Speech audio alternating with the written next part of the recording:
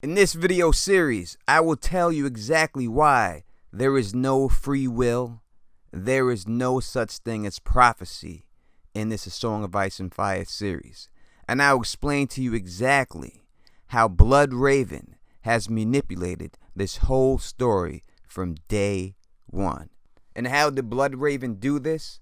He did this the same exact way Bran affected Hodor.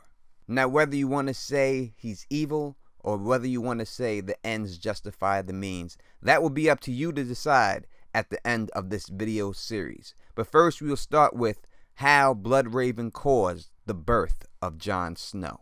Now, in 233 AC, BloodRaven, who was handed the king, called the Great Council in King's Landing. Now, this was to deal with the matter of succession. Now, Aenys Blackfyre wanted to participate in this parlay peacefully, and BloodRaven said that's cool, and said, if you come out here, I got you, no one's gonna hurt you, you good. So he comes out there, and when he comes out there, BloodRaven then bags him up. And once he gets bagged up, he's brought to the Red Keep and is then beheaded at BloodRaven's behest. Now, since the Blackfyres have rebelled against the Targaryens for years, BloodRaven thought he's going to be alright in his actions. But when the Great Council did name his successor, Aegon V, his first act was to bag up BloodRaven, throw him into black cells for the murder of Aenys Blackfyre. Now, BloodRaven tried to argue that he did this for the realm and he gave up his honor for the realm, but the king was not having it. But the king did give him one option, and that was to take the black, which was BloodRaven's plan from the jump.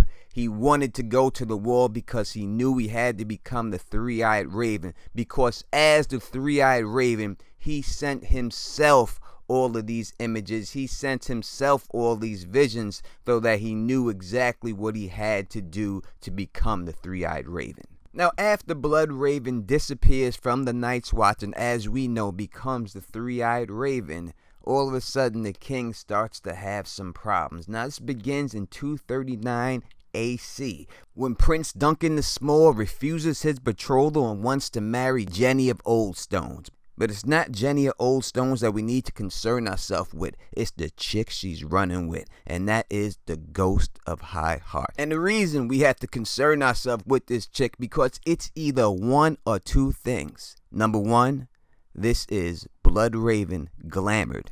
Or number two, this is an agent who is under the possession of BloodRaven, and that's why she looks the way she does. And if you say that BloodRaven's too old to be glamoring, well, we've seen Melisandre, and she's older than that, and she's out there having sex and everything else. So I don't want to hear that. But we look at the Ghost of High Heart's description. The Ghost of High Heart walks with a black cane. So if she needed something to connect her glamour to, like Melisandre's ruby, it would be this black cane. She has long white hair. It almost touches the ground. She is very pale. She has red eyes. She is no more than 3 feet tall. Well, BloodRaven is very tall. This chick is very short. BloodRaven has red eyes. She has red eyes. BloodRaven has silver hair. She has silver hair. So it's either this is BloodRaven glamored as the Ghost of High Heart, or she is working for BloodRaven. As BloodRaven has used his abilities on her, she has taken on his appearance. Now, after Jenny of Oldstones marries Prince Duncan Targaryen, she does come to court with this albino dwarfish woman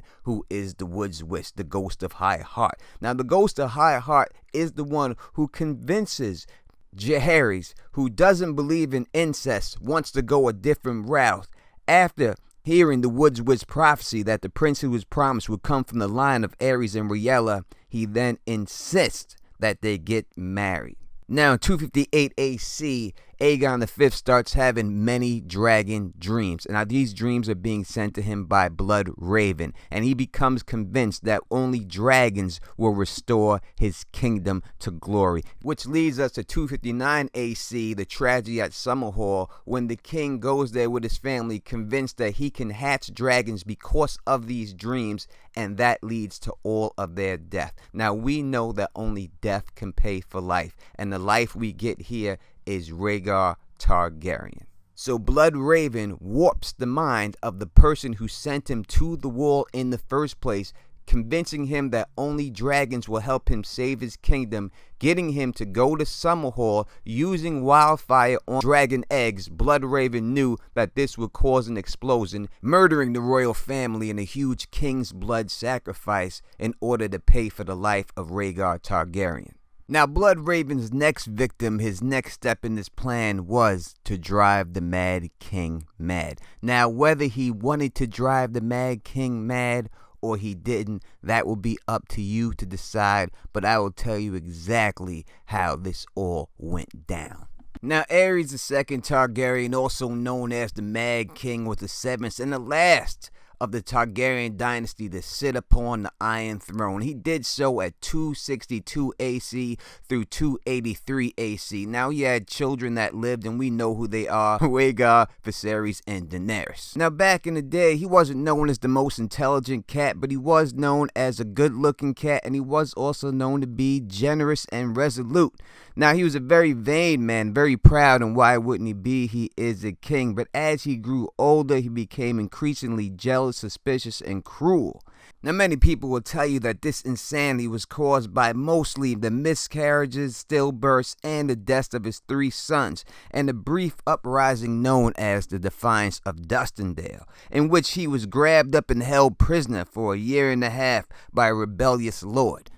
And although these things do have a factor, and they are the easy way for human beings to describe what they do not understand, it is not just that. Because when he was held at Duskendale, this is when BloodRaven showed him the others, showed him the Night's King army, and this is what led him eventually to being obsessed with the words "burn them all," just like Hodor was obsessed with "hold the door." Now, the difference between Hodor and the Mad King, and the reason why Hodor could only say Hodor and the Mad King was still able to function, is because the Mad King wasn't warged like Hodor was warged. He was just shown images of it by BloodRaven, showed dreams while he was in the cell. Hodor was actually physically taken over by Bran, and that caused his brain to have a seizure. And we do have proof from that from the show.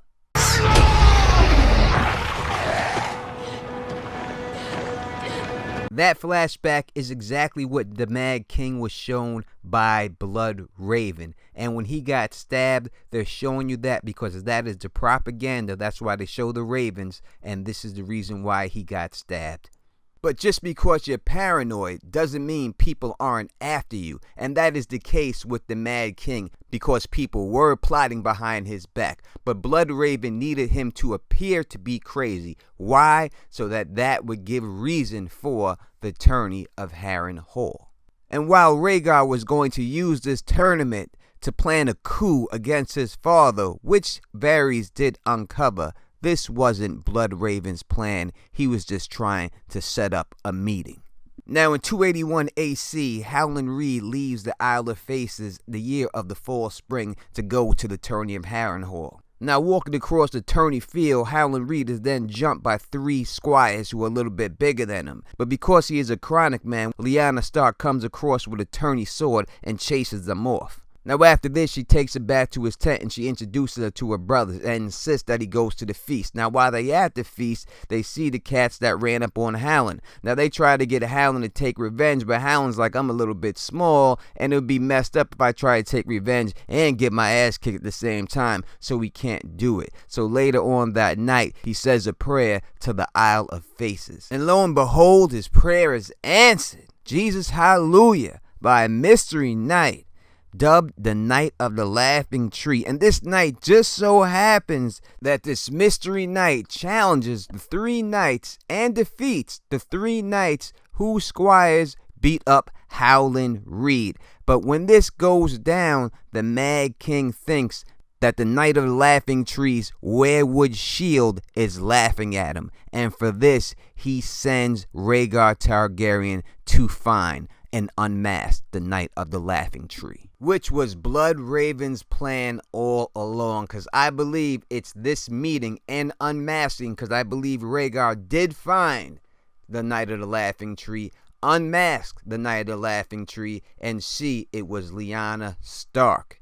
And that is why he crowned her Queen of Love and Beauty, because he was so taken by what she did, and this ultimately made him fall in love with her. And that's how BloodRaven manipulated, killed his own family members to get the prince that was promised prophecy fulfilled. But that's not all he did. He did much more, and we will go into what else BloodRaven did in later videos. So if you like the way I did this, please thumbs up this, please spread this across the realm, and please subscribe. And until next time, you know who it is. Peace and stay sexy.